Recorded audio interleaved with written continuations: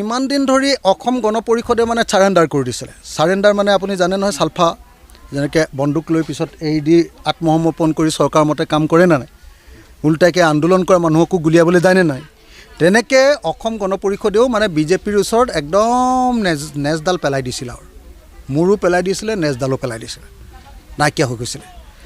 এতিয়া লাহে লাহে তেতিয়া দেখিলোঁ এওঁলোকৰ ওচৰত চাৰেণ্ডাৰ কৰি দিয়াৰ পাছত আমাৰ গোটেইকেইটা সমষ্টিয়ে খাই পেলালে। এতিয়া বিজেপিয়ে চিটেই নিদিয়ে ইলেকশ্যনত AGPক। তেতিয়া কিছুমান মানুহে তাৰ ভিতৰত খং উঠিছে আৰু বিজেপিৰ বিৰুদ্ধে মাত মতা আৰম্ভ কৰিছে। খাটাং থাকিব। সেইকাৰণে মই অসম গণ পৰিষদকতো কৈ আছোঁ, সেই আপোনালোকে হিন্দী ভাষী গুজৰাটী মানুহকেইটাৰ পৰা আঁতৰি আহক, আপোনালোকে উত্তৰ ভাৰতীয় এই হিন্দী হিন্দু বলয়টোৰ পৰা আঁতৰি আহক। আমি গোটেই অসমীয়া মানুহবিলাক একলগ হওঁ অসম গণ পৰিষদ, একলগ হওঁ ৰাইজৰ দল, একলগ হওঁ অসম জাতীয় পৰিষদ, একলগ হওঁ BPF, একলগ হওঁ UPPL, চব লগ হৈ লওঁ। তেতিয়া চালে চবকে খেদিব পাৰিম আমি, হয়নে নহয় কওক? আমি অসমৰ মানুহৰ শাসন কৰিব পাৰিম।